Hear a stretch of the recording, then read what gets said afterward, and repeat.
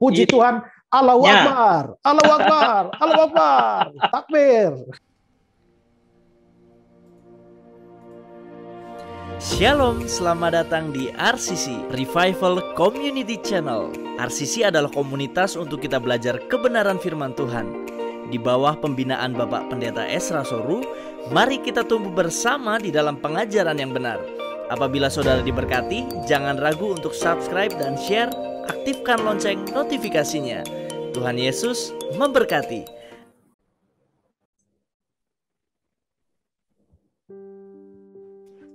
Baik, selamat siang sahabat Ngobras dimanapun Anda berada. Puji Tuhan, kita diberi kesehatan, diberikan kesempatan untuk kita terus mewartakan, memberitakan, dan mengajarkan Injil kebenaran firman Tuhan. Selamat siang, shalom sahabat Ngobras yang di New Zealand, di Amerika, di Papua, di Jakarta, Tangerang. Waduh, shalom semuanya. Kami menyambut Bapak Ibu Saudara sahabat Ngobras, ngobrol Alkitab santai. Masih bersama dengan saya, Yosua Yan, dan seperti biasa dengan narasumber kita, Bapak Pendeta Ezra Soru. Shalom Pak Ezra, apa kabar? Sehat semua Pak? Yos, shalom buat semua sahabat Ngobras di mana saja berada. Tuhan berkati semua. Wow, setelah kita ngobrol Pak Ezra minggu lalu nih tentang misteri Allah Tritunggal. Seru sekali nih Pak, komennya seru. Ya dalam tanda petik penyusup-penyusupnya juga seru. Tapi saya percaya Pak, tidak ada yang kebetulan, tidak ada yang pernah sia-sia ketika Injil diberitakan. Dan saya percaya apapun yang kita sampaikan selama itu berdasar kebenaran firman Tuhan. Mungkin hari ini banyak yang menolak, mungkin hari ini banyak yang menentang dengan komen-komen negatif, tetapi kebenaran firman Tuhan tidak pernah kembali dengan sia-sia. Akan tumbuh dan berbuah dalam kehidupan setiap kita, sahabat Ngobras, dimanapun Anda berada. Wow, Pak Ezra, kita lanjut nih di seri kedua tentang misteri Allah Tritunggal. Kemarin panjang lebar nih Pak, luar biasa sekali. Minggu lalu Pak Ezra katakan bahwa definisi dari Allah Tritunggal adalah Allah itu 3 pribadinya, tapi 1 hakikatnya. Nah, terus terang nih Pak, ini adalah istilah yang nggak gampang, sukar dipahami oleh orang awam. Mungkin seri kedua ini Pak Ezra bisa menjelaskan apa yang sebenarnya dimaksud dengan pribadi dan apa yang dimaksud dengan hakikat, supaya lebih mudah dicerna. Silakan Pak Ezra. Ya, memang harus diakui bahwa ini memang istilah yang sukar dipahami atau agak abstrak bagi kebanyakan orang. Tapi pertama-tama memang harus ditegaskan bahwa ini sama dengan istilah Tritunggal ya. Istilah Tritunggal tidak ada dalam Alkitab, tapi konsepnya ada, seperti ajarannya ada, seperti yang saya sudah jelaskan. Begitu juga dengan istilah pribadi dan hakikat ini juga bukan istilah yang ada di dalam Alkitab ya. Istilah-istilah ini adalah istilah yang diciptakan untuk menggambarkan apa yang dinyatakan di dalam Alkitab terkait soal keesaan Allah dan juga adanya semacam kejamakan tertentu di dalam diri Allah yang esa, seperti yang kita sudah bahas di dalam Ngobras sebelumnya ya. Nah, soal hal ini tentang dipakainya istilah-istilah yang tidak ada di Alkitab ini, tetapi untuk menggambarkan konsep-konsep Alkitab. Nah, saya awalnya mungkin perlu memberikan satu pandangan atau pendapat dari seorang teolog namanya Herman Bavinck ya. Bavinck mengatakan begini: segera sesudah data yang disampaikan oleh kitab mengenai hal tersebut, mengenai objek refleksi teologis, muncul kebutuhan akan berbagai istilah dan ungkapan-ungkapan yang tidak ada di dalam Alkitab. Dalam kitab suci, namun sangat dibutuhkan bagi tujuan ganda, yaitu memberikan ungkapan betapapun tidak sempurnanya bagi kebenaran iman Trinitarian, dan mempertahankan iman Trinitarian di hadapan kesalahpahaman dan perlawanan. Jadi maksudnya Bavinck ini adalah setelah kita mendapatkan data-data dari dalam Alkitab soal yang kita bahas pada minggu kemarin ya, Jumat kemarin. Nah, setelah itu kita membutuhkan berbagai istilah untuk mengungkapkan hal-hal yang kita dapat dalam Alkitab itu. Dan istilah-istilah itu dipakai untuk dua tujuan. Tujuan pertama itu adalah untuk menjelaskan lebih baik konsep itu kepada kita, kepada pikiran. Dan yang kedua itu untuk menghadapi serangan-serangan terhadap iman Kristen dari luar kekristenan yang menyerang iman Trinitarian kita. Ya, jadi pertama-tama kita harus menyadari hal itu. Nah, lalu istilah hakikat, istilah pribadi. Ya, apa itu hakikat? Apa itu pribadi? Nah, hakikat ini atau juga sering disebut sebagai esensi, ya, substansi, itu adalah unsur dasar atau dalam tanda petik zat atau inti dari sesuatu. Itu yang disebut sebagai hakikat. Sedangkan pribadi itu adalah hasil personalisasi dari hakikat. Nah, hakikat itu mempunyai seluruh sifat yang mungkin dimiliki oleh pribadi. Tapi dia belum berbentuk sebagai pribadi, itu hakikat. Sedangkan pribadi itu hakikat yang sudah dibentuk. Ya, hakikat yang sudah dibentuk itulah yang kita sebut sebagai pribadi. Mungkin saya memberikan kata-kata William Seth untuk bisa ditangkap, ya.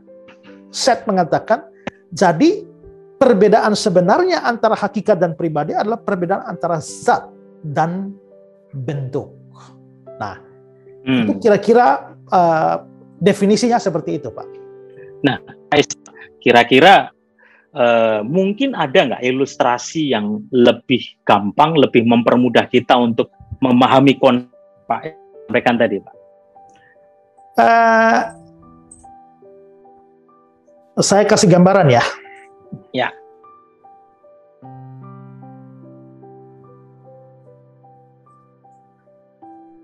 Kalau saudara melihat, ini adalah sebongkah tanah liat.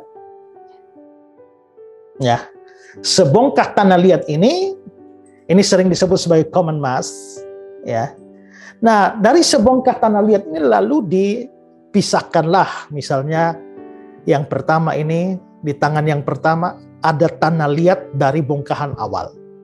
Lalu juga tangan yang kedua memegang tanah liat yang sama yang diambil dari bongkahan awal. Tangan yang ketiga juga memegang tanah liat yang sama dari bongkahan awal.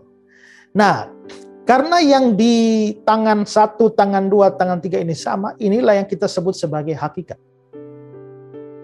Ya. Tapi dari tanah liat di tangan pertama itu lalu dibentuk menjadi pot bunga. Tapi yang kedua itu dibentuk itu menjadi tempat minum. Lalu dari tanah liat yang ketiga, di tangan ketiga ini dibentuk menjadi genteng. Nah, yang di bawah ini itu yang disebut sebagai pribadi. Jadi kita bisa melihat bahwa itu hakikat itu memiliki unsur-unsur pribadi, tetapi dia belum menjadi pribadi. Sedangkan pribadi itu adalah hakikat yang telah dibentuk. Nah, jadi kalau dari kita lihat dari contoh ini, maka kita lihat pribadinya beda ya.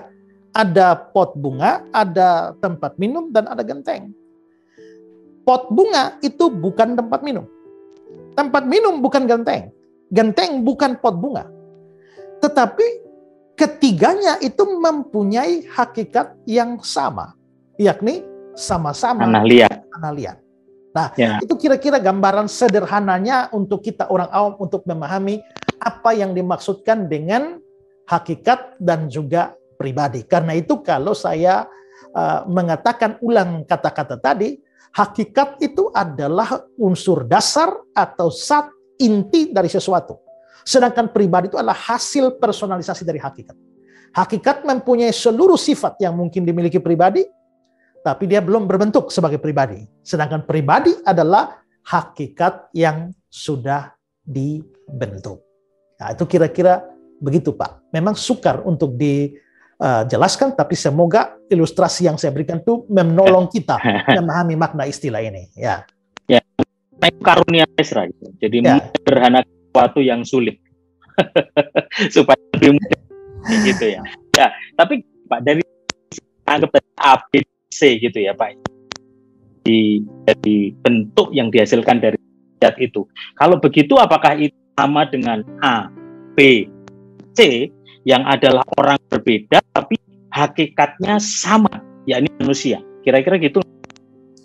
Ya, jadi ada Pak Yos, ada saya, ada Pak David Siagian, ya. Kita kan pribadi berbeda. Ya kan?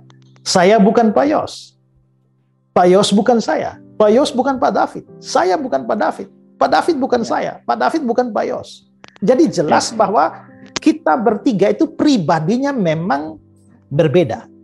Nah, tapi karena saya itu manusia, Pak Yos manusia, Pak David juga manusia, maka kita adalah tiga pribadi berbeda, tapi mempunyai hakikat yang sama. Ya. Kita mempunyai hakikat yang sama, tapi sekarang coba pikirkan, Pak.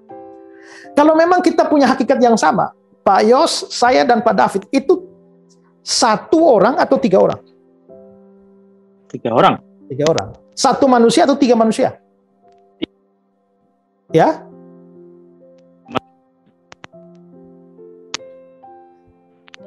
Tiga manusia kan? Tiga manusia. Ya, kalau begitu itu tidak sama dengan Tritunggal dong. Karena Tritunggal itu Bapa, Anak, Roh Kudus. Tiga pribadi. Tapi bukan tiga Allah. Ya. Kalau dia hanya sekedar sama hakikatnya, maka tetap ada tiga pribadi di sana dan tiga hakikat di sana. Ya.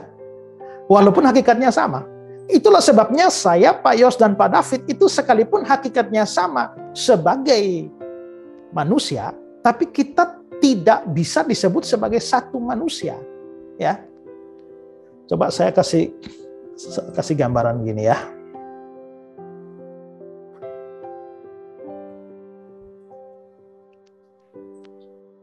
Tadi ya. Sekarang ya, ini ada A, B, C. Ini jelas beda pribadi, tiga orang. Ya. Tapi ini yang A manusia, B manusia, C manusia. Maka hakikatnya itu sama, tapi tidak satu, melainkan tiga hakikat. Ya, hakikatnya sama, tapi tidak satu. Nah, ini beda dengan Bapa, Anak, dan Roh Kudus. Karena Bapa, Anak, Roh Kudus ini tiga pribadi atau tiga oknum, tapi hakikatnya sama dan satu, bukan tiga. Kalau kita tadi hakikatnya sama tapi tiga. Kalau Allah Tritunggal ini hakikatnya sama dan satu.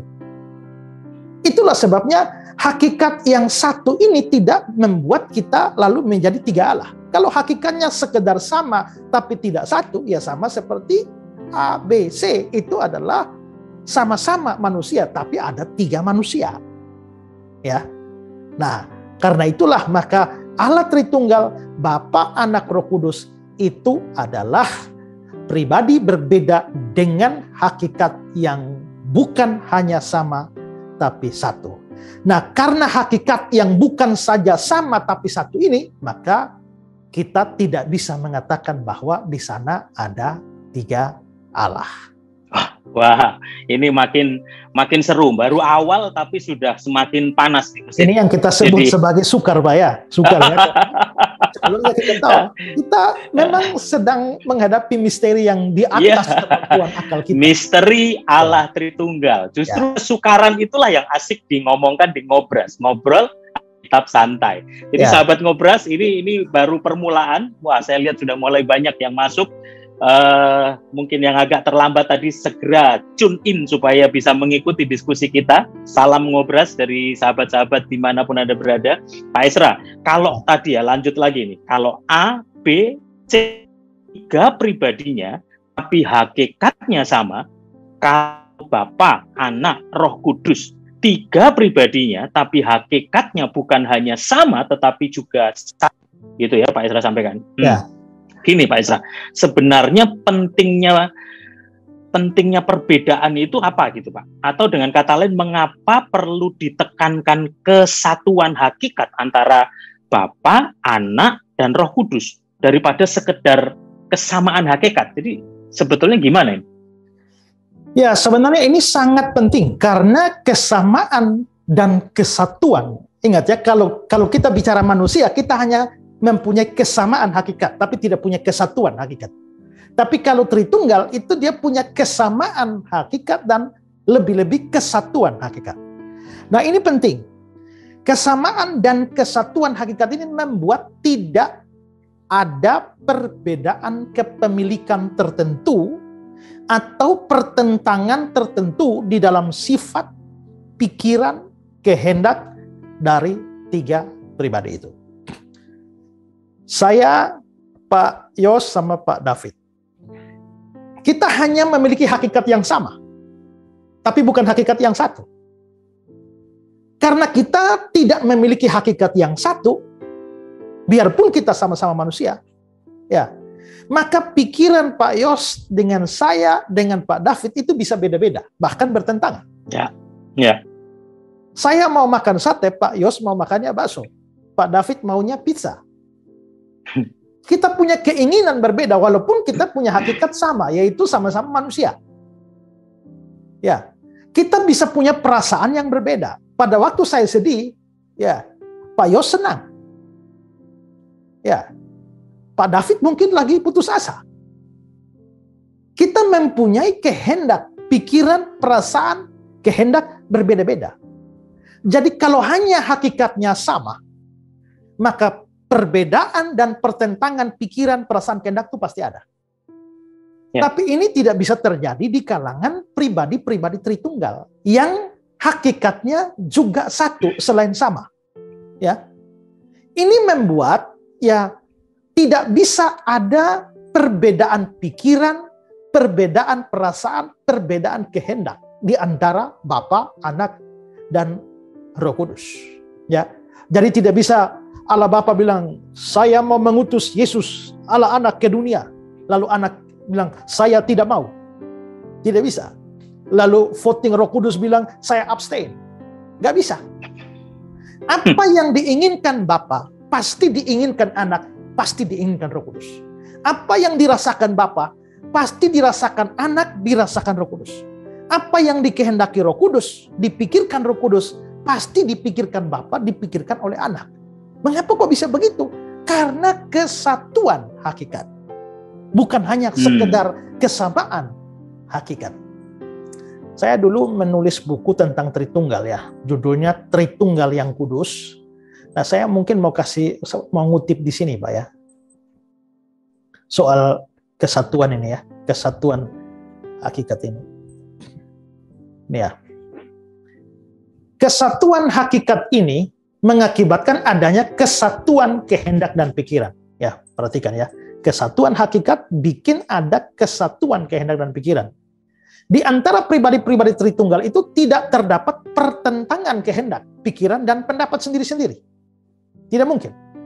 Mereka tidak memiliki satu kehendak, tapi memiliki kehendak yang satu.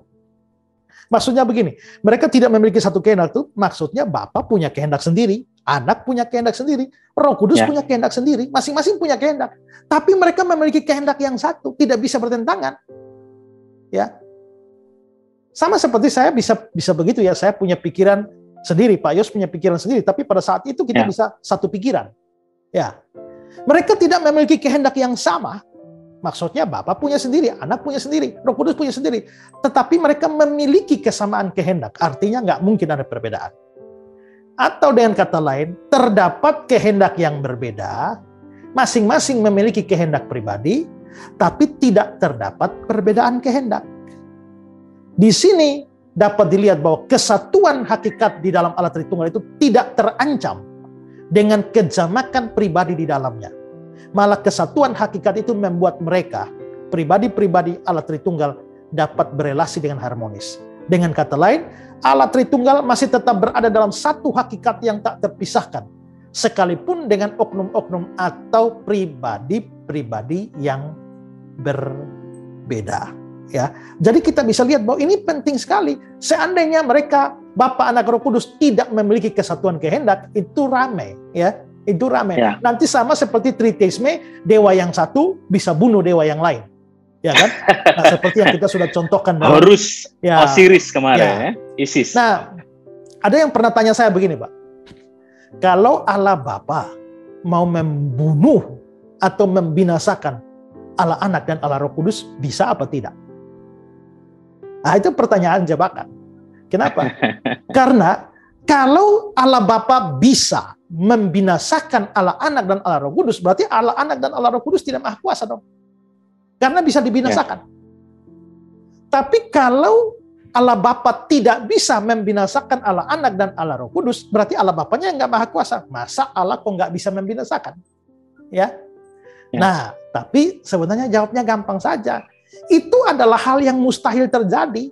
Kalau Bapa ingin membinasakan Anak dan Roh Kudus, itu mustahil terjadi. Tidak mungkin ada keinginan seperti itu. Sampai kapanpun Allah Bapa tidak akan mempunyai keinginan yang bertentangan dengan keinginan atau kehendak dari Allah Anak maupun Roh Kudus. Apa yang diinginkan, pasti diinginkan oleh ketiganya.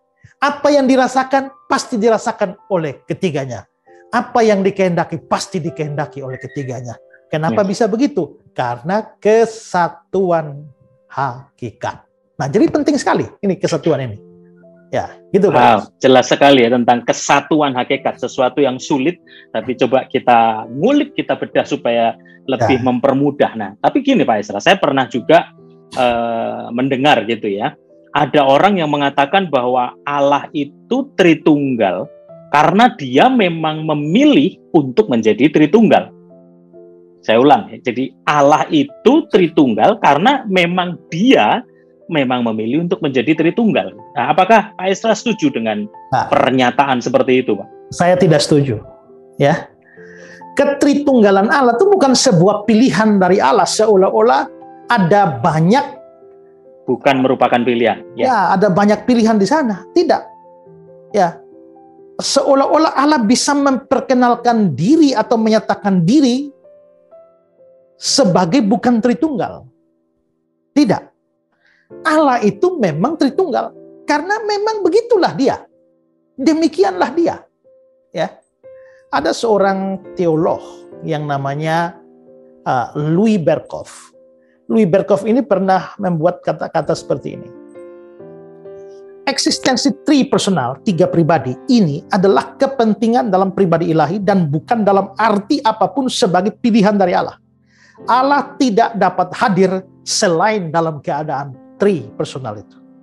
Ya, Allah tidak dapat hadir selain dalam tiga pribadi itu. Ya. Nah, tapi kenapa Allah harus demikian adanya gitu, Pak? Nah, kalau mengapa Allah itu Tritunggal karena demikian adanya. Tapi kalau ditanya, kenapa mesti demikian? Ya memang begitu. Jadi kita nggak tahu jawabannya. Ya. Nah, tapi ya oke lah. Memang ini memicu rasa ingin tahu kita ya. Tapi saya akan kenapa, coba, gitu? Ya saya akan coba menjelaskan begini. Kita percaya Allah. Orang Islam pun percaya Allah. Kita percaya Allah mempunyai sifat-sifat atau atribut-atribut tertentu. Dua yang paling menyolok dari sifat Allah itu adalah sifat kekal dan sifat kasih. Ya, kalau kita lihat dalam 1 Timotius 1 ayat 17, ya. 1 Timotius 1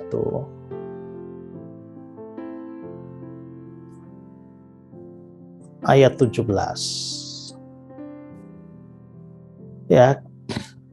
Allah yang kekal.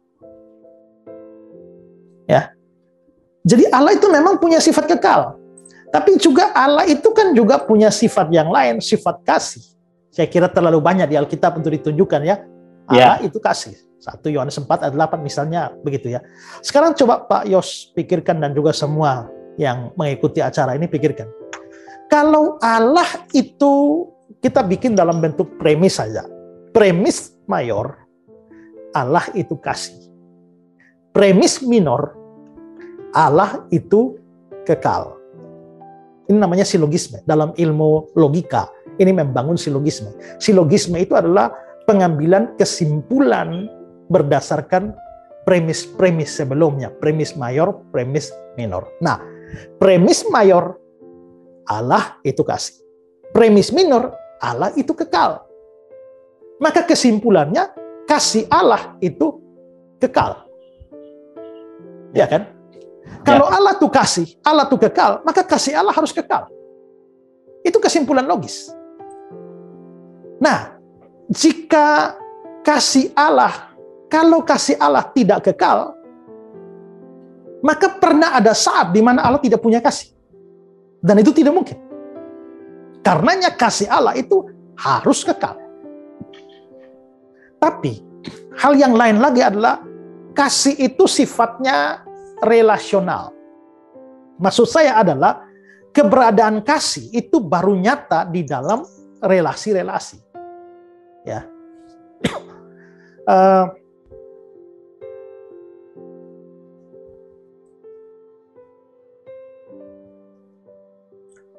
Atau bisa saya katakan begini, kasih yang sejati itu membutuhkan objek di luar dirinya menjadi sasaran tujuan dari kasih itu. Nah, kalau kita melihat Pak ya, di Matius 22 ayat yang ke-37.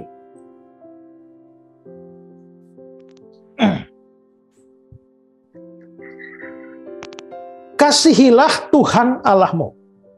Ya. Jawab Yesus, kasihilah Tuhan Allahmu. Siapa yang mengasihi? Kita. Siapa yang menjadi objek atau sasaran atau tujuan kasih kita? Allah, Tuhan Allah. Berarti kasih saya itu bisa ada mengalir di dalam relasi antara saya dan Tuhan Allah. Ayat 39, kasihilah sesamamu manusia. Berarti kasih saya itu mempunyai objek, mempunyai tujuan, dan tujuan dari kasih saya itu adalah sesama manusia. Maka kasih saya mengalir di dalam relasi terhadap sesama. Itu yang disebut sebagai kasih itu bersifat relasional. Ini ambil contoh begini ya, Pak ya. Kalau saya mengatakan kepada seseorang, I love you, maka yang menjadi objek dari love-nya saya itu adalah you. Dan kalau you membalas I love you too, maka yang menjadi objek dari love-nya you itu adalah I. Ya. Nah, kalau begitu kasih Allah itu kekal. Jikalau kasih Allah itu kekal, kasih itu harus ada relasi. Ya. Dan karena kasih ini kekal, maka harus ada relasi kekal dari kasih Allah yang kekal. Nah, kalau begitu sekarang kita pikirkan begini. Allah mengasihi manusia kan? Yes, Allah mengasihi manusia. Lalu pertanyaan kita, sebelum manusia ada, Allah mengasihi siapa? Kalau kita ciptaannya ya, sebelum dia mencipta, dia mengasihi siapa? Kalau kita bayangkan bahwa Allah hanya satu pribadi, satu dalam tanda petik, satu orang saja. Lalu satu orang itu mengasihi seluruh dunia ini.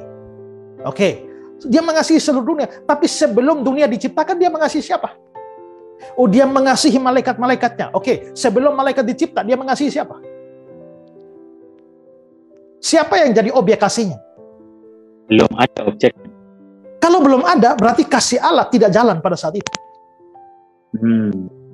Ya kan? Berarti kasih Allah pernah tidak berelasi. Kasih Allah pernah tidak berobjek. Dan itu bukan kasih yang sesungguhnya. Karena kasih harus menemukan objek di luar diri sendiri. Ya. Relasional. Ya, relasional.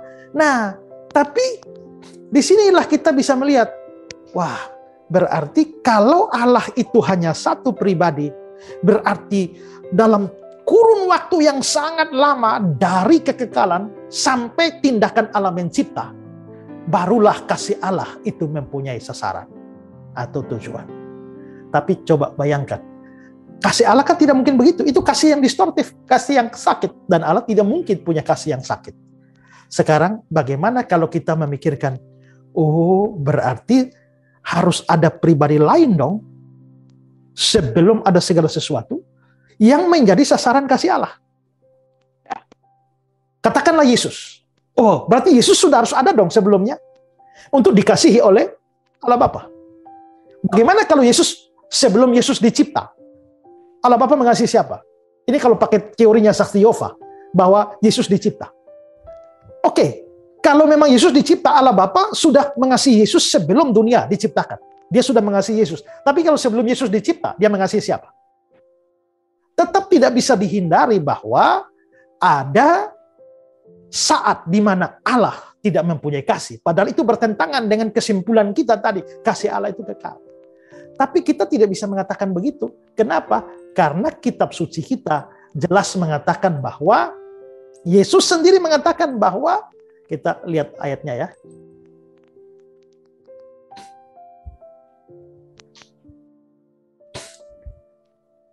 Yesus doa, Yohanes 17, doa Yesus kepada Bapa. Engkau mengasihi aku. Ya. Engkau telah mengasihi aku sebelum dunia dijadikan. Kasih yang engkau berikan kepadaku. Kalau begitu sebenarnya kita melihat bahwa sebenarnya sebelum dunia dijadikan, sebelum ada apa-apa, rupanya sudah ada kasih Allah sudah jalan. Dan jalan itu di dalam pribadi-pribadi. Kalau tidak ada lebih dari satu pribadi, ya. Kalau tidak ada lebih dari satu pribadi di dalam kekekalan, maka kasih Allah itu tidak berobjek, ya.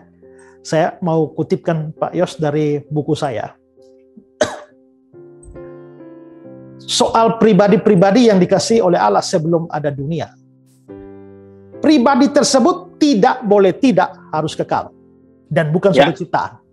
Sebab jika pribadi tersebut adalah ciptaan, maka itu berarti bahwa ia pernah diadakan atau disebabkan untuk menjadi ada. Jika dia pernah diadakan atau disebabkan untuk menjadi ada, itu berarti bahwa dia pernah tidak ada. Dan kalau dia pernah tidak ada, maka Allah yang kekal dan kasihnya pun kekal, pasti tidak berobjek.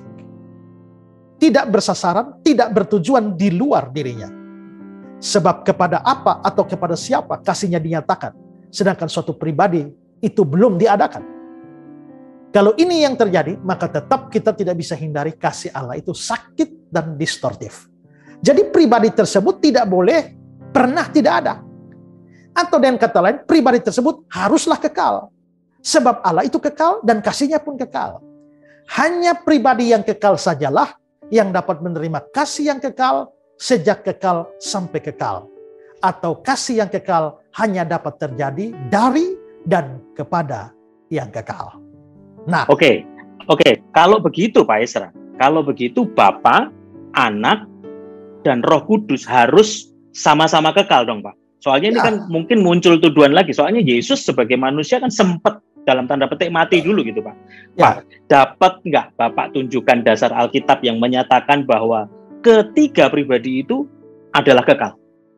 Ya, saya kira banyak ya. Kalau kita melihat Bapa, kalau Bapa sih sebenarnya kita nggak perlu ragu lagi ya. Pasti gitu. Nggak usah ragu karena tidak ada persoalan di situ bahwa Bapa itu adalah pribadi yang kekal. Yes. Nah, yang jadi masalah sering itu anak atau Yesus. Apakah Yesus itu adalah pribadi yang kekal? Ya, saya kira ayat terkenal di dalam Yesaya 9 ayat 5 yang merupakan nubuatan tentang kelahirannya, ya. Itu namanya disebutkan orang Bapa yang kekal. Ini Bapa yang kekal ini bukan pribadi Bapa, tapi maksudnya Bapa dari kekekalan. Itu terjemahan yang sebenarnya, ya. Bukan eternal father, tapi father of eternity. Ya, Bapa dari kekekalan. Kalau Yesus disebut Bapa dari kekekalan, itu berarti bahwa kekekalan itu bersumber dari Dia. Kalau kekekalan bersumber dari Dia, Dia pasti kekal dong. Ya. Dan kalau kita juga melihat kerajaannya dikatakan di dalam ayat yang ke-6, besar kekuasaannya, kekuasaan Yesus itu ya. Damai sejahtera tidak berkesudahan dari atas tahta Daud dan dalam kerajaannya. Ya. Nah, sekarang karena Dia mendasarkan dan mengukuhkan dengan keadilan dan kebenaran dari sekarang sampai selama-lamanya. Nah sekarang pikirkan, kalau kerajaannya itu kekal, bagaimana mungkin Yesusnya tidak kekal? Maka Yesus jelas adalah pribadi yang kekal. Dia memang hadir dalam sejarah, berinkarnasi pada waktu Natal itu, tapi sebenarnya dia sudah ada.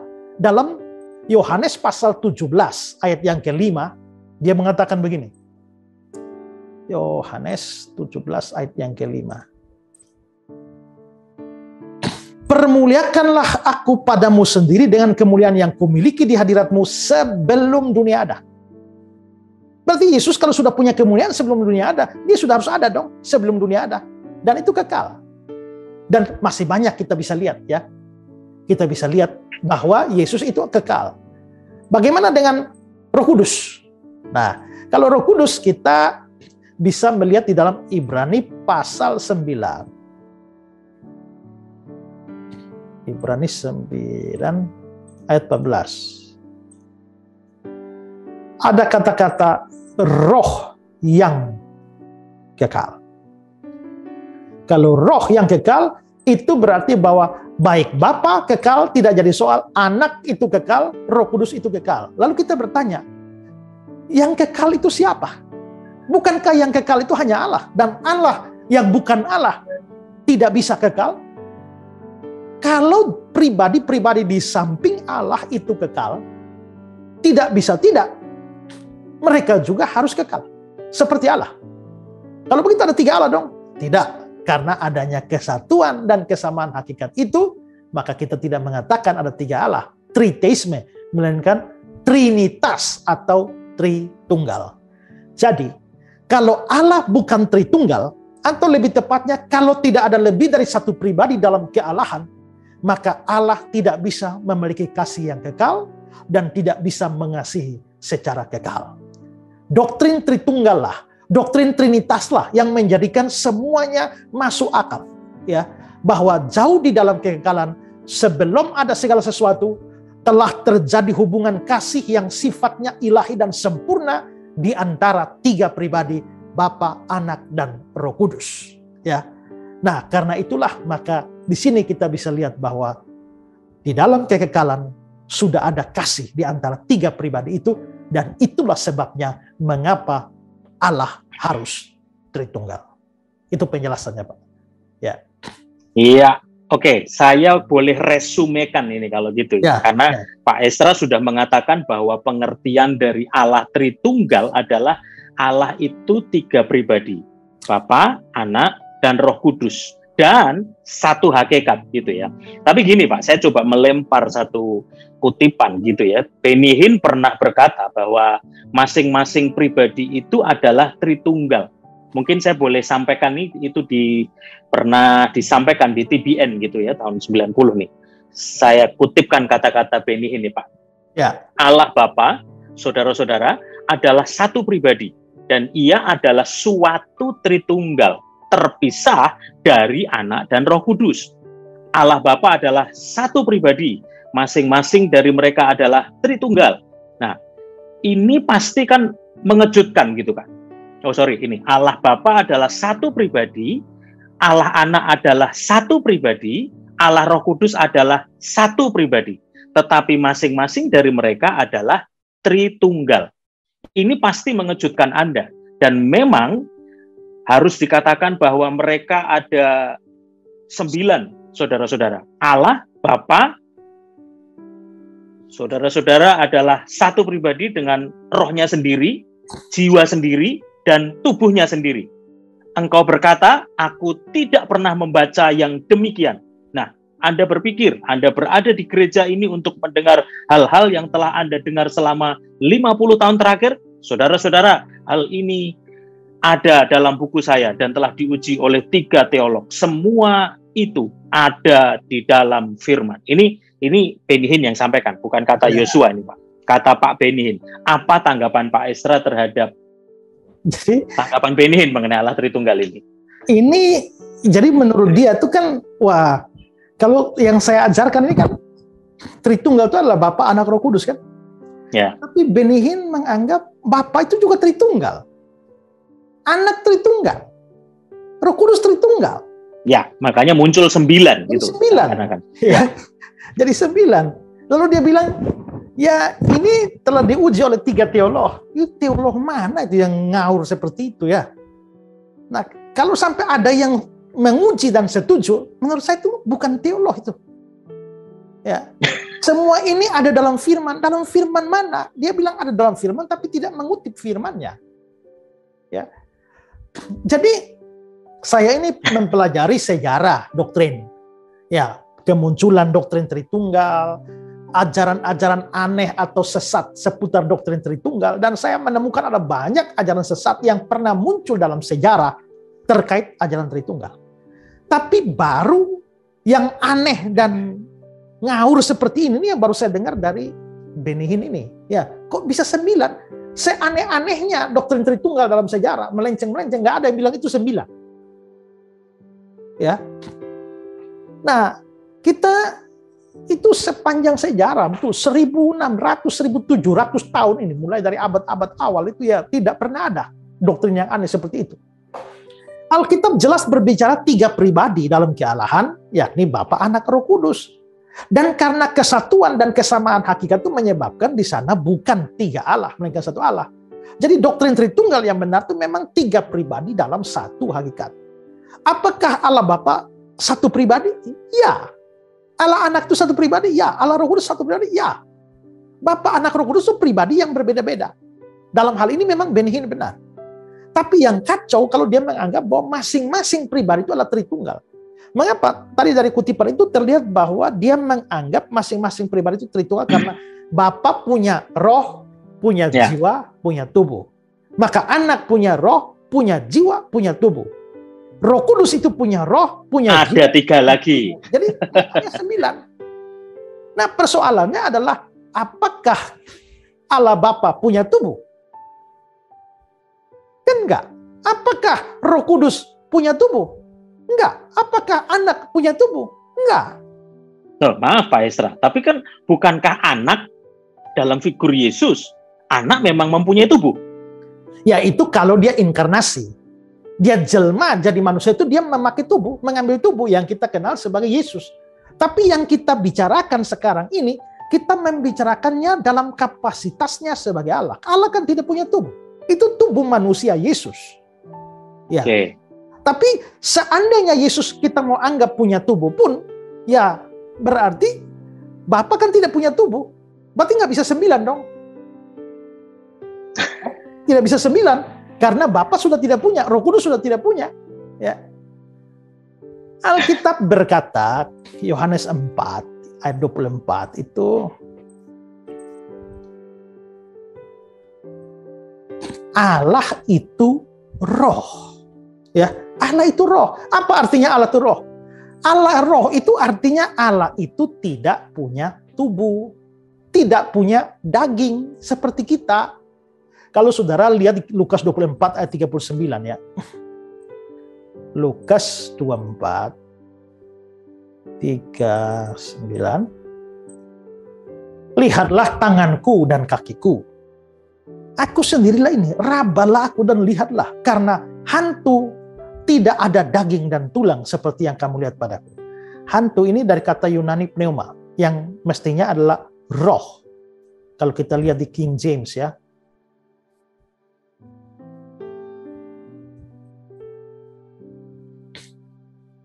Spirit, roh. Ya. Jadi di Alkitab Indonesia diterjemahkan hantu, padahal sebenarnya adalah roh. Maka ayat itu mestinya dibaca, lihatlah tanganku dan kakiku, aku sendiri ini, rabalah aku, dia adalah karena roh, tidak ada daging dan tulangnya, seperti yang kamu lihat padaku. Ini jelas bicara manusia Yesus. Berarti roh itu tidak ada daging, tidak ada tulang. Jikalau Allah itu roh, maka Allah tidak punya daging, Allah tidak punya tulang. Dan kata lain, Allah tidak punya tubuh. Nah, maka bagaimana Benny Hinn bisa menganggap bahwa Allah punya tubuh? Ya, Anak atau Roh Kudus itu punya tubuh, ya. Jika Allah adalah roh, tentu dia tidak punya daging, tulang, tubuh. Dan karena itu dia tidak bisa dilihat, tidak bisa diraba. Kalau begitu, ya makanya aneh kalau Benny Hinn menganggap Allah punya tubuh. Lagi pula ya, lepas dari paham ini ya, sebenarnya ada paham antropologi Kristen soal trikotomi dan dikotomi ya, soal keberadaan jiwa dan roh itu sama atau tidak. Nah, tapi adanya jiwa dan roh dan tubuh itu tidak bisa menjadikan itu orang pribadi. Sekarang Pak Yos punya tubuh, oke. Punya jiwa, oke. Punya roh, oke. Maka ini Pak Yos ini 3 pribadi. Ada 3. Kan enggak. Pak Yos punya tubuh, punya jiwa, punya roh, tapi Pak Yosnya cuma 1. Yes. Ya, kalau seandainya kita 2 masing-masing dihitung punya tubuh, jiwa, roh, berarti kita ada 6 nih. Ada 6 yang lagi live ini, ya. Kan enggak, kita hanya 2 orang, ya 2 pribadi, ya. Maka keberadaan jiwa, roh, tubuh itu enggak dihitung sebagai untuk membentuk pribadi. Maka Bapa, Anak, Roh Kudus kalau ditotal jadi 9, wah itu ajaran yang aneh. Jadi sebenarnya ini ya bahkan boleh dikatakan itu sebenarnya ajaran sesat itu, ya. Jadi kacau balau dan sesat itu, ya. Ya, tapi gini loh Pak Esra, mungkin nggak sih Benny Hinn memang mendapat semacam pewahyuan dari Tuhan untuk menyatakan suatu rahasia baru kepada umat Tuhan? Gimana tuh Pak? Nggak bisa, wahyu baru itu tidak ada lagi sekarang. Saudara harus ngerti apa itu wahyu. Ya. Wahyu itu revelation, ya. Apokalipsis dalam bahasa Yunaninya itu adalah tindakan Allah menyibak tirai, ya, sehingga kita dapat mengenal Dia. Kalau Allah tidak membukakan dirinya, memperkenalkan dirinya, kita tidak bisa tahu, tidak bisa kenal. Nah, salah satu cara Allah membuka diri adalah ya melalui wahyu khusus. Wahyu khusus adalah Alkitab. Jadi melalui Alkitablah kita bisa kenal Allah yang sesungguhnya. Tapi waktu Allah memberikan wahyu, wahyu itu sifatnya progresif. Makin lama makin banyak, makin banyak. Makanya dalam perjanjian lama dikasih dikit. Makin perjanjian baru makin banyak, makin banyak, makin banyak. Nah, setelah di perjanjian baru, perjanjian lama itu adalah wahyu Allah. Wahyu Allah dalam perjanjian baru menarik bahwa kitab terakhirnya itu wahyu. Ya. Lalu pasal terakhirnya, jadi di kitab terakhir, di pasal terakhir, pasal 22, dan di ayat-ayat terakhir, ayat 18, 19, ya, tidak boleh ada yang tambah. Ya, tidak boleh ada yang kurang, Allah mengurangi bagiannya dari pohon kehidupan, tidak boleh ada yang tambah. Allah akan menambahkan malapetaka. Berarti Allah sudah berikan wahyu di Alkitab dan tidak boleh ada yang tambah. Maka sudah ini selesai bahwa wahyu sudah selesai. Nggak bisa ada orang dapatkan wahyu baru yang bertentangan dengan wahyu yang sudah ada. Ya, kalau wahyu yang ada yang sudah selesai itu mengatakan 3 pribadi, ada 3 pribadi, Tritunggal, lalu bagaimana mungkin dia memberikan wahyu baru kepada Benny Hinn menjadi 9? Ya, itu sudah jelas bukan wahyu dari Tuhan. Jadi kalau ada hamba Tuhan menyatakan mendapat wahyu khusus dari Tuhan hari-hari ini dan menyampaikannya buat umat Tuhan, itu sudah pasti mungkin Wahyu Wicaksono atau Wahyu Wibowo gitu. Wahyu Widodo. Pak Esra, kalau gitu gini Pak, orang-orang yang anti Tritunggal biasanya mengatakan bahwa doktrin Tritunggal itu adalah produk Konsili Nisea. Ini sering banget nih disampaikan menjadi tuduhan kepada kekristenan gitu Pak. Sebuah produk dari Konsili Nisea. Nah, bagaimana sih sebetulnya pendapat Pak Esra menanggapi hal itu? Ya, orang-orang saksi Yehova biasa menuduh begitu. Itu produk Konsili Nisea. Ya. Unitarianisme juga begitu yang akhirnya diikuti oleh Islam. Lalu mengatakan bahwa produk. Bahkan termasuk kristologi. Makanya orang seperti Saniho Munir, Sakir Naik, Irene Handono itu mengatakan bahwa Yesus baru diangkat jadi Tuhan tahun 325. Konsili Nisea. Ya. Kan kita sering dengar begitu. Tapi jelas dengan mengatakan begitu menunjukkan bahwa mereka tuh bodoh sejarah. Ya, tidak belajar sejarah. Ya, bagaimana Yesus diangkat jadi Tuhan tahun 325? Memangnya Tuhan itu perlu diangkat? Ya, sebelum diangkat dia bukan Tuhan. Orang Kristen tidak sebodoh dan segila itu bahwa seorang manusia diangkat jadi Tuhan. Yang dipercaya oleh orang Kristen adalah Tuhannya menjadi manusia, bukan manusia jadi Tuhan. Lagi pula Kalau Yesus baru diangkat jadi Tuhan tahun 325, logikanya sebelum 325 tidak bisa ada kepercayaan Yesus itu Tuhan. Tapi kita lihat di dalam Alkitab. Alkitab itu kan sudah akhir abad pertama sudah selesai. Rasul-rasul yang lain mengatakan bahwa dia Allah. Thomas misalnya, Yohanes 20:28, ya Tuhanku dan Allahku. Ya, waktu Yesus lahir saja, Lukas 2, ya, hari ini telah lahir bagimu juru selamat, yaitu Kristus Tuhan di kota Daud. Waktu dia lahir disebut Tuhan. Sebelum lahir 750 tahun, Yesaya bilang namanya disebutkan orang Allah yang perkasa.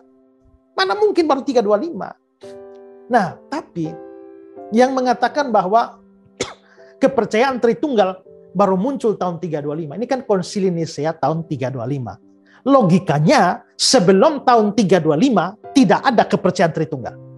Karena baru diangkat atau diciptakan doktrin Tritunggal tahun 325. Tapi lagi-lagi itu membuktikan Anda tidak cukup belajar sejarah, ya.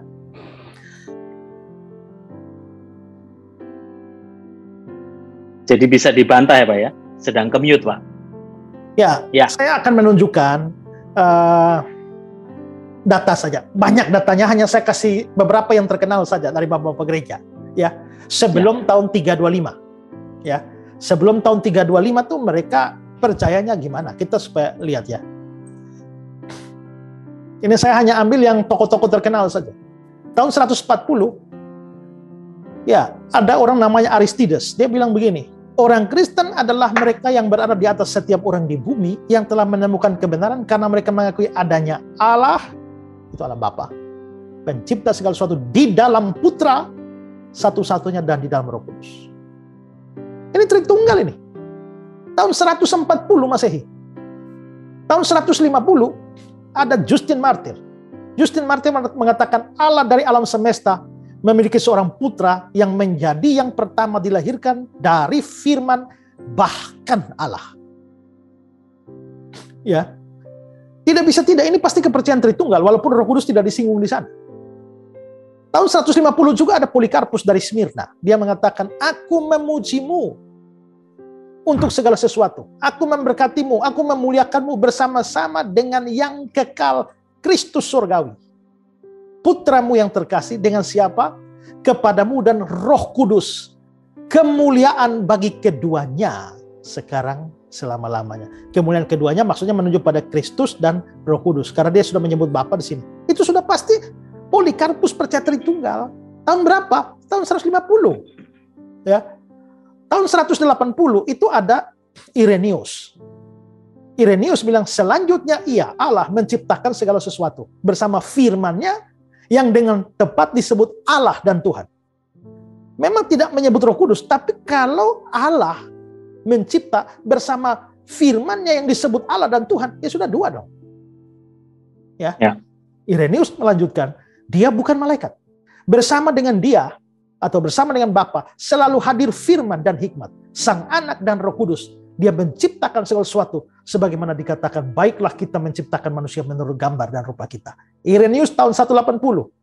Tahun 90 ada Clemens. Anak Allah berada dalam substansi. Substansi itu sama dengan hakikat. Yang sama dengan Bapa, kekal dan tidak diciptakan. Aku mengerti bahwa tidak ada hal lain lagi yang lebih daripada Tritunggal yang kudus. Yang ketiga adalah Roh Kudus dan Anak yang kedua yang olehnya segala sesuatu diciptakan menurut kehendak Bapa. Clemens percaya Tritunggal tahun 190. Tahun 200 ada Tertullian. Allah berbicara dalam bentuk plural. Baiklah kita menciptakan manusia menurut gambar dan rupa kita. Karena sudah ada di sana Anaknya pribadi kedua, firman-Nya sendiri dan ketiga. Roh dan firman itu satu substansi atau hakikat dalam tiga pribadi yang koheren. Ini adalah satu Bapa, Anak, Roh Kudus. Ini Tritunggal. Tahun 200. Tahun 225 ada Origenes. Tidak ada dalam Tritunggal yang dapat disebut terbesar atau lebih kecil. Sejak sumber dari keilahian dan sendiri memuat segala sesuatu dari perkataan dan pikirannya dan dari kuasa mulutnya menguduskan segala sesuatu yang memang berharga. Tahun 262 ada Gregorius. Ya, ini jika mereka berkata bagaimana mungkin ada tiga pribadi tapi satu keilahian, kita seharusnya menjawab bahwa memang ada tiga pribadi. Karena ada pribadi Allah Bapa dan pribadi Anak, pribadi Roh Kudus. Memang tiga tetapi satu keilahian. Hanya karena satu kelehan karena hanya ada satu substansi hakikat dari Tritunggal. Ini sampai tahun 262. Ini saya hanya tunjuk sebagian saja, ya satu-satu kutipan saja. Tapi kalau mau diurut dari 140 sampai 325 banyak. Banyak sekali. Banyak. Jadi kalau sampai ada orang bilang Tritunggal produk Konsili Nisea, sebelum itu nggak ada orang percaya Tritunggal, itu dia kurang belajar, ya kurang belajar ya. Sabar Pak. Ini nanti buktinya kalau Pak Esra dikejar terus nanti kebanyakan ya sahabat Ngobras ya. Beliau bisa sampaikan banyak sekali buktinya gitu Pak. Pak, tapi kan gini Pak, oke lah, itu pembuktian yang sangat alkitabiah, bapak-bapak gereja, historinya ada, jelas semuanya. Nah, saya rindu Ngobras ini juga jadi berkat Pak, supaya pengertian tentang Allah Tritunggal ini tidak hanya berhenti, tidak hanya mandek, hanya sekedar omongan di warung kopi yang kadang-kadang ngawur juga gitu. Ada juga nih Pak, sekarang saya mau tanya tentang ilustrasi-ilustrasi Allah Tritunggal gitu Pak. Nggak tahu dah, ini mungkin yang menyampaikan dulu mantan perokok berat lalu bertobat gitu. Ada yang mengilustrasikan Allah Tritunggal seperti rokok yang sekalipun terdiri dari kertas, filter, dan tembakau, tapi hanya ada satu rokok. Nah, apakah ilustrasi seperti ini bisa dipakai Pak Esra? Kalau Tritunggal seperti rokok, ada kertas, ada filter, ada tembakau. Tembakaunya, ya. Nah, kita tanya, apakah kertas adalah rokok? Bukan. Apakah tembakau adalah rokok? Bagian dari rokok, tapi bukan rokok. Apakah filter ada rokok? Apalagi, itu ada Ya. filter mobil soalnya. Ya. Nah, jadi kapan itu menjadi rokok? Ketika tiganya menjadi satu. Tiganya digabung. Ya. Ya. Ini kalau dipakai sebagai ilustrasi Tritunggal berarti bahwa sama seperti filter bukan rokok, demikian juga Bapa bukan Allah. Sama seperti tembakau bukan rokok, demikianlah Roh Kudus bukan Allah. Sama seperti kertas bukan rokok, demikianlah anak bukan Allah. Kapan jadi Allah? Kalau Bapa, Anak, Roh Kudus berkumpul menjadi satu, baru Allah. Kalau begitu, Bapa bukan Allah, tapi Bapa bagian dari Allah. Ya kan? Anak bukan Allah, bagian dari Allah. Roh Kudus bukan Allah, hanya bagian dari Allah. Atau dengan kata lain, Bapa itu sebenarnya sepertiga Allah, Anak sepertiga Allah, terus sepertiga Allah. Nah, makanya begitu ngumpul baru jadi satu Allah. Tidak, Tritunggal tidak begitu. Bapa adalah Allah sepenuhnya, full. Tanpa Anak, tanpa Roh Kudus, full Allah. Full Allah. Anak itu full Allah, tanpa Bapa, tanpa Roh Kudus. Roh Kudus full Allah, tanpa Bapa, tanpa Anak. Tapi begitu ketiganya bersama-sama, bukan tiga Allah, tapi satu Allah. Kenapa? Karena hakikatnya itu satu. Karena itu, ya kita memahami itu. Karena itulah maka boleh dikatakan Bapa tanpa Anak, Roh Kudus full Allah. Anak tanpa Bapa dan Roh Kudus full Allah. Roh tanpa Bapa dan tanpa Anak itu full Allah. Itu Pak. Jelas sekali. Jadi supaya sahabat Ngobras kita punya gambaran penganalogian yang sangat mudah sekali, supaya kita juga sekalipun kita ngobrol cuma di cell group, di warung kopi, tapi kita menjelaskannya harus punya dasar-dasar Alkitabiah yang benar. Nah, satu lagi nih Pak, contoh nih Pak, bagaimana dengan ilustrasi bahwa Tritunggal itu seperti manusia yang ada tubuh, jiwa, dan rohnya, tapi hanya ada satu manusia. Bagaimana pandangan Pak Esra? Sama. Tubuh, jiwa, dan roh, ya sama. Tubuh, jiwa, roh, tapi hanya satu manusia.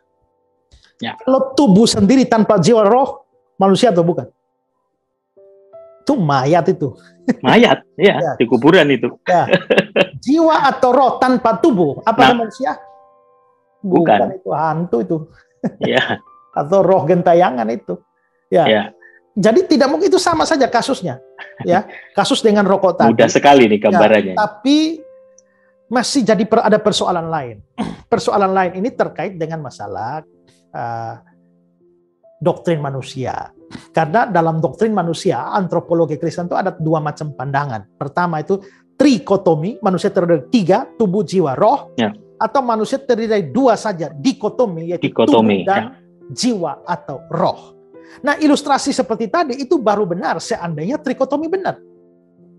Oke. Nah, tapi seandainya yang benar dikotomi, maka ilustrasinya menjadi tidak cocok. Dan saya percaya yang benar bukan trikotomi, tapi dikotomi.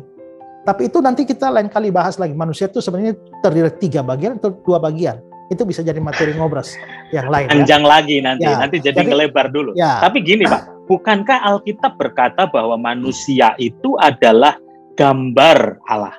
Berarti apa yang ada pada manusia adalah gambaran dari keadaan Allah. Maka Tritunggal harus ditemukan di dalam diri manusia yang terdiri dari tubuh, jiwa, dan roh. Gimana Pak? Tidak bermakna begitu. Kejadian 1 ayat 26, kita menciptakan manusia menurut gambar dan rupa kita. Ya. Gambar dan rupa Allah yang dipakai untuk mencipta kita itu tidak bisa berhubungan dengan masalah fisik. Karena seperti kita lihat tadi sudah ditunjukkan, Allah itu roh, Allah itu tidak punya tubuh. Dia roh. Nah, kalau begitu apa sebenarnya makna dari Allah itu menciptakan kita menurut gambar dan rupanya?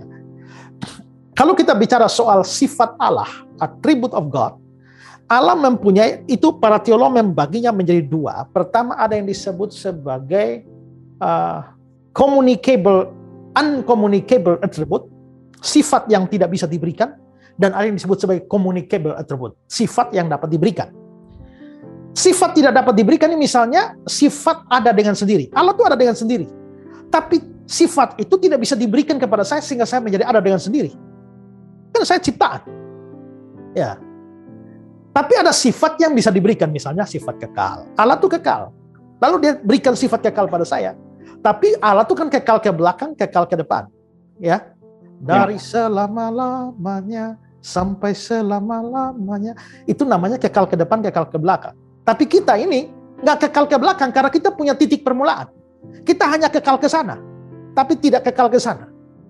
Ya. Nah, tapi ya dia bisa berikan kita sifat kekal. Allah itu roh. Maka dia memberikan kepada kita, menciptakan kita menjadi makhluk rohani.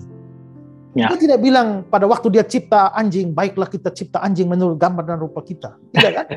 Dia waktu cipta rusa, baiklah kita menciptakan rusa menurut gambar dan rupa kita. Tidak. Nah, karena itulah maka rusa itu bukan makhluk roh. Kalau saya maksud makhluk roh, maka perhatikan lagu ini. Seperti rusa rindu sungaimu, jiwaku rindu engkau. Seperti rusa rindu sungai, demikianlah jiwaku rindu engkau Tuhan. Rusa rindu sungai, jiwaku rindu engkau.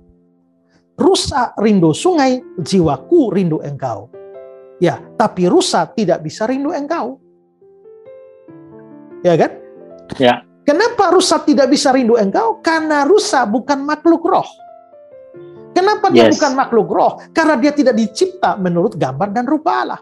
Tapi manusia dicipta menurut gambar dan rupa Allah, sehingga kita menjadi makhluk roh. Allah memasukkan sifat rohnya di dalam kita, kita menjadi makhluk roh. Maka kita tahu dan bisa berhubungan dengan yang ilahi. Nah, ada banyak sifat yang diberikan kepada kita, sehingga akhirnya kita manusia ini memiliki sifat-sifat Allah, jadi kita jadi mirip dengan Tuhan Allah. Mazmur 8 ayat 6 ini. Namun engkau telah membuatnya hampir sama seperti Allah. Hampir sama. Kenapa? Karena gambar dan rupa Allah. Jadi gambar dan rupa Allah ini menyangkut sifat-sifat non-material. Ya, non-material. Karena itu tidak bisa gambar dan rupa Allah lalu berhubungan dengan tubuh, jiwa, dan roh. Yang adalah aspek fisik. Ya. Ya. Tidak benar kemarin. Kalau gitu Pak, nih sebelum kita tutup, sahabat Ngobras pasti juga kepingin tahu gitu, apa pandangan Pak Ezra. Kalau gitu menurut Bapak ilustrasi yang cocok mengenai misteri Allah Tritunggal itu seperti apa? Tidak bisa, tidak ada. Oke. Kenapa tidak ada? Karena memang Alkitab menggambarkan Allah itu tidak seperti apa-apa dan tidak seperti siapa-siapa. Ya, saya berikan ayatnya ya. Jelas ya ini sahabat Ngobras, dengar baik. Jadi jangan gampang membuat ilustrasi Allah Tritunggal dengan pengertian sendiri. Silakan, Pak. Jadi dengan siapa hendak kamu samakan Allah? Dan apa yang dapat kamu anggap serupa dengan Dia? Dengan siapa hendak kamu samakan aku seakan-akan aku seperti Dia? Firman yang Maha Kuasa. Berarti Allah itu tidak sama dengan apa-apa, siapa-siapa. Ya. Allah itu tidak bisa, tidak ada sesuatu yang bisa seperti Allah. Yesaya 46. Kepada siapakah kamu hendak menyamakan aku, hendak membandingkan dan mengumpamakan. Ini mengilustrasikan aku sehingga kami sama. Ingatlah hal-hal yang dahulu sejak purbakala, bahwasanya akulah Allah dan tidak ada yang lain. Akulah Allah dan tidak ada yang seperti aku. Nah, sekarang kalau tidak ada yang seperti Allah, terus mau bikin ilustrasi bagaimana? Bagaimana? Berarti Allah itu tidak bisa diilustrasikan. Kita bisa bikin ilustrasi lain, tapi kalau ngomong Allah, apalagi Allah Tritunggal, nggak bisa ada ilustrasi.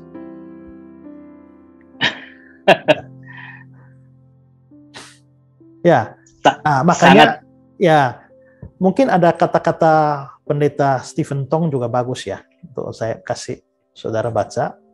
Waduh, ini mantep ini. Pendeta Tong bilang, biasanya kita mengerti sesuatu karena sesuatu itu mempunyai persamaan dengan sesuatu yang lain. Sehingga melalui persamaan itu kita menemukan analoginya. Karena ada persamaan, kita mempunyai jembatan analogis untuk pengertian kita. Sehingga dari sesuatu yang sudah dimengerti, kita loncat ke sesuatu yang belum kita mengerti, akhirnya kita mengerti semuanya. Tapi di dalam kita mengerti Allah, tidak ada pembandingnya, tidak ada persamaannya, sehingga tidak bisa dimengerti dengan rasio sepenuhnya. Oke, Pak Esra. Kalau Allah tidak seperti apa-apa, mengapa Alkitab banyak memberikan gambaran tentang Allah dengan menggunakan kata seperti? Sama seperti yang tadi Pak Esra sampaikan tadi, Pak. Itu sebabnya saya coba sampaikan beberapa contoh ayat nih, Pak, dari Mazmur 103 ayat yang ke-13. Sahabat Ngobras bisa sambil kita baca sama-sama Mazmur 103:13. Seperti Bapa sayang kepada anak-anaknya, demikianlah Tuhan sayang kepada orang-orang yang takut akan Dia. Bahkan ada lagunya, seperti Bapa sayang anaknya. Ada kata seperti di sana. Nah, kemudian ada lagi nih, Pak. Saya coba Matius 23 ayat yang ke-37. Matius 23:37 saya bacakan buat sahabat Ngobras. Ayat yang ke-37, betul. Yerusalem, Yerusalem, engkau yang membunuh nabi-nabi dan melempari dengan batu orang-orang yang diutus kepadamu. Berkali-kali aku rindu mengumpulkan anak-anakmu, sama seperti induk ayam mengumpulkan anak-anaknya di bawah sayapnya, tetapi kamu tidak mau. Nah, ini kan ada seperti induk ayam. Garis bawahi di situ. Ada lagi nih Pak Esra. Sahabat Ngobras juga boleh buka di dalam Ulangan 32 ayat 11 sampai dengan 12. Ya, 32, kemudian ayatnya 11 sampai dengan 12. Demikian firman Tuhan. Laksana Raja Wali menggoyang bangkitkan isi sarangnya, melayang-layang di atas anak-anaknya, mengembangkan sayapnya, menampung seekor dan mendukungnya di atas kepaknya. Demikianlah Tuhan sendiri menuntun dia, dan tidak ada Allah asing menyertai dia. Mungkin satu lagi dah supaya kita kuat nih Pak Esra. Kita baca di dalam Mazmur 84 ayat yang ke-12. Ya, sahabat Ngobras kita baca sama-sama Mazmur 84. Ya, ayat yang ke-12. Demikian firman Tuhan. Sebab Tuhan Allah adalah matahari dan perisai. Kasih dan kemuliaan Ia berikan. Ia tidak menahan kebaikan dari orang yang hidup tidak bercela. Nah, dari banyak ayat-ayat itu, Pak, ini sudah 4 ayat dan saya yakin ada lebih banyak ayat ya. Tapi berarti Allah kan sebetulnya bisa digambarkan atau diilustrasikan sehingga kata seperti itu muncul. Gitu. Jadi gimana itu Pak Esra? Ya, kalau lihat ayat-ayat itu ya kan bisa Allah bisa diumpamakan ya seperti Bapa sayang anak-anaknya, demikian Tuhan sayang. Berarti bisa dong. Kasih sayang Tuhan itu digambarkan atau disamakan dengan kasih sayang Bapa kepada anak-anak. Sama seperti induk ayam mengumpulkan anak-anak, berarti kerinduan Yesus untuk mengumpulkan Yerusalem ya sama seperti induk ayam. Laksana demikianlah. Yeah. Berarti bisa dong digambarkan. Nah, begini. Sebenarnya Allah dalam keadaan yang sesungguhnya itu tidak bisa sama. Tidak bisa ada ilustrasi. Kalau hanya menggambarkan bagian-bagian tertentu atau sifat-sifat tertentu bisa. Ya, bisa. Maka untuk menggambarkan kasih Allah kita bisa memakai gambaran induk ayam ya, atau menggambarkan kalau menggambarkan perlindungan Allah itu bisa dipakai seperti perisai, seperti matahari. Nah, tapi kalau menggambarkan Allah dalam seluruh keberadaan sepenuhnya itu tidak ada ilustrasi. Ya. Jadi ilustrasi-ilustrasi itu hanya sifatnya defektif. Dan itu memang dari sisi penggunaan ilustrasi memang benar. Kalau saya misalnya ya, saya ngajar satu anak ya membaca BA ba, BI bi, babi. Coba ulang, dia nggak bisa. Saya ulang lagi, berkali-kali ulang, dia nggak bisa. Saya akhirnya jadi jengkel, saya bilang kamu ini kayak kerbau. Waktu saya bilang kamu kayak kerbau, apa yang saya maksudkan? Apakah saya memaksudkan dia berkaki 4? Apakah saya bermaksudkan dia punya ekor? Apakah saya bermaksud dia itu memang biak? Apakah saya bermaksud dia itu adalah binatang? Apakah saya bermaksud dia punya tanduk? Tidak. Hanya satu aspek saja, yaitu kamu itu seperti kerbau, otaknya. Tapi begitu diterapkan pada kakinya nggak cocok. Pada ekornya nggak cocok, pada tanduknya nggak cocok. Kalau begitu ilustrasi itu hanya sebagian. Nah, Tritunggal ini begini kompleks. Mencari satu ilustrasi untuk menggambarkan seluruh kekompleksan dari konsep tentang Tritunggal itu mustahil. Nggak ada ilustrasinya. Kalau pasti kita mau paksakan, ya paling-paling kita hanya dapat ilustrasi yang defektif atau tidak sempurna. Saya gini, pernah diundang untuk ngajar doktrin Tritunggal buat anak-anak SMA. Ini susah ini. Ya, ini konsep yang begini sulit diberikan pada mereka kalau nggak ada ilustrasi juga repot. Akhirnya saya mampir pasar. Saya beli salak. Ya, yang saya cari ada 3 siung. Di depan mereka saya kupas kulit salak itu, lalu saya angkat siung pertama. Adik-adik ini apa? Salak. Saya simpan di sini ya. Saya ambil siung yang kedua. Ini apa? Salak. Taruh sini. Ini apa? Salak ini ya. Berarti di sini ada salak, di sini ada salak, di sini ada salak. Berapa salak adik-adik? 3. Oke, 3 ya. Sekarang kakak ambil salak ini, yang kedua digabung, yang ketiga digabung, lalu ambil kulitnya, dilem kembali. Berapa salak adik-adik? 1. Salak. Nah, jadi masing-masing berdiri sendiri salak. Begitu digabung bukan 3 salak, tapi 1 salak. Oh, mereka mengerti. Ya, tapi ada kelemahan. Kelemahannya apa? Karena ada salak yang hanya 2 siung aja. Nggak 3. Kelemahan kedua adalah 3 siung dari salak itu nggak sama besar. Yang satu besar sendiri, yang satu sedang, yang satu lebih kecil. Nah, kalau diterapkan semua, kalau begitu ada Bapa lebih besar, lalu anak kecil, lalu Roh Kudus lebih kecil lagi. Ya, berbeda gitu. Ya, ilustrasi itu hanya menggambarkan masing-masing berdiri sendiri.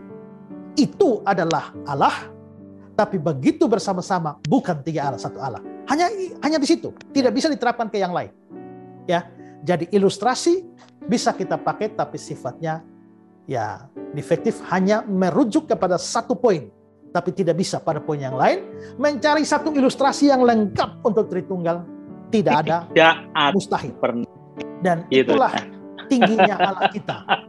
Tidak ada sesuatu makhluk ciptaan yang bisa menggambarkan sepenuhnya Allah kita seperti apa. Wow, puji Tuhan. Allahu Akbar, Allahu Akbar, Allahu Akbar, takbir. Amin. Wow, makanya itu melampaui akal kita, tapi sebetulnya bisa dijelaskan dengan masuk akal. Wow, luar biasa. Terima kasih Pak Esra atas penjelasannya. Dan di tengah kepadatan perjalanan pelayanan Pak Esra, bahkan hari ini Pak Esra sedang ada di Manokwari, tetapi masih sempat nih kita ngobras bersama. Sehingga ini jadi berkat buat sahabat ngobras dimanapun Anda berada. Kita masih tetap bisa melanjutkan episode misteri Allah Tritunggal. Nah, itu sebabnya sahabat ngobras perlu saya sampaikan bahwa saya akan tayangkan pengumuman pelayanan Pak Esra sepanjang dari sejak hari Rabu kemarin. Sebetulnya hari ini sudah ada di Manokwari dan sampai dengan nanti Sabtu, Minggu, bahkan Senin nanti. Berikut ini adalah tayangan video klip pelayanan Pak Esra dari Kupang, Surabaya, kemudian Manokwari, dan ke Jakarta. Catat tanggal mainnya, waktunya, dan tempatnya. Berikut video klipnya. Anak manusia datang. Siapakah anak manusia? Mengapakah disebut anak manusia? Dan apa tujuan kedatangannya? Mari belajar Alkitab bersama Bapak Pendeta Esra Soru dengan tema Anak Manusia Datang.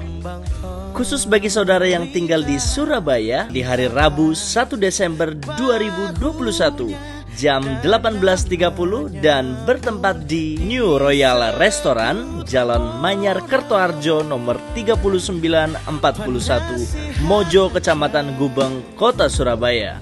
Kami informasikan bahwa tempat yang tersedia adalah terbatas dan karenanya daftarkan diri Anda terlebih dahulu di nomor yang telah tertera. Bagi saudara yang berada di Manokwari, jangan lewatkan kesempatan untuk mengikuti seminar dengan tema Yesus Kristus Tuhan Kita pada hari Jumat 3 Desember 2021 pukul 9 waktu Indonesia Timur, bertempat di GPKAI Makarismos Manokwari, Jalan Angkasa Mulyono Amban, Manokwari. Untuk pendaftaran dan informasi, saudara bisa hubungi nomor telepon yang tertera.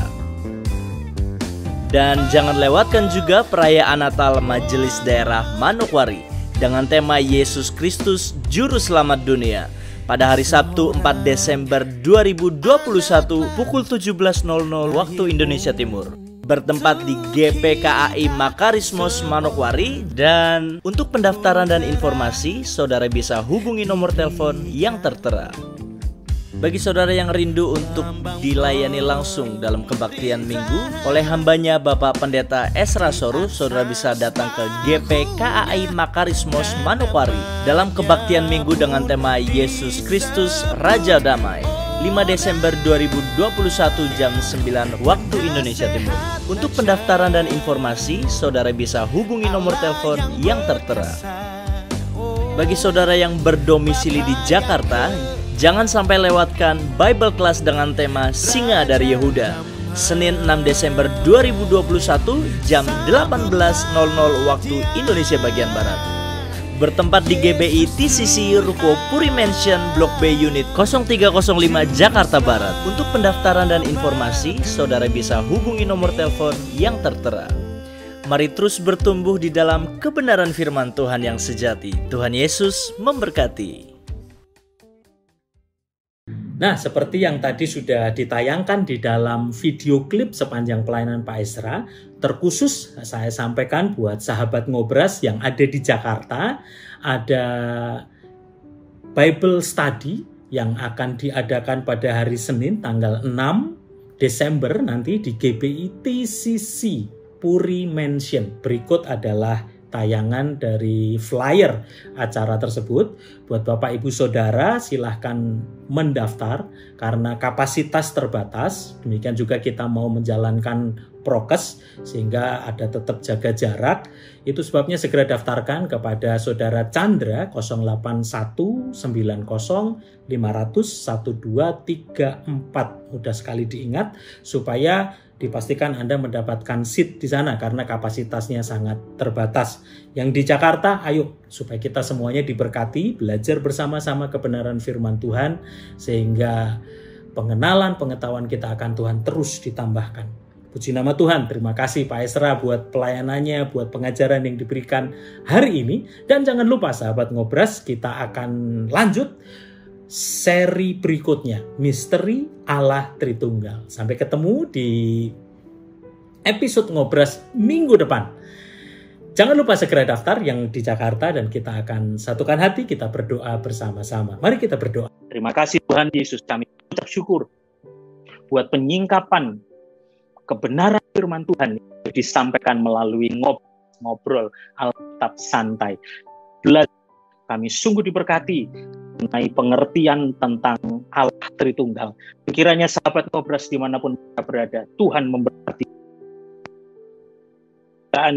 dan juga pelayanannya. Gak apa yang boleh kami dengar, kami lihat hari ini, penjelasan membukakan yang baik. Kami disesat pengajaran yang sesat di akhir zaman, supaya kami didasari dengan kebenaran firman. Kami terus belajar, perlengkapi, sehingga apa yang boleh kami sampaikan berkat melalui tiap. Terima kasih Tuhan, pakai hamba-Mu, Pak. Kiranya Tuhan terus menjagai hamba-Mu, jagain kesehatan, juga perlindungan Tuhan di dalam setiap perjalanan pelayanannya sepanjang beberapa saat ini sedang ada di Manokwari, demikian juga nanti perjalanan kembali ke Surabaya, Jakarta, kembali ke Kupang, semuanya dilindungi Tuhan. Pesawat yang baik setiap keadaan, sehingga pelayanan boleh memberkati banyak orang. Setiap lutut bertelut, semua lidah mengaku, Yesus adalah Tuhan. Kau menjadi saluran, menjadi berkat bagi orang. Terima kasih Tuhan, terima kasih. Kiranya memakai program jadi berkat lebih lagi. Dan mari sahabat, dimanapun Anda, sedangpun Anda, mari angkat tanganmu dan kita berkat silakan. Ya. Kiranya anugerah dari Tuhan Yesus Kristus, kasih sayang dari Allah Bapa, dan kekuatan penghiburan dari Roh Kudus menyertai saudara semua dari sekarang ini sampai selama-lamanya. Amin. Amin. Puji Allah Akbar. Yesus itu. Terima kasih Pak Esra. Ya. Hati sahabat dimanapun Anda berada. Tuhan Yesus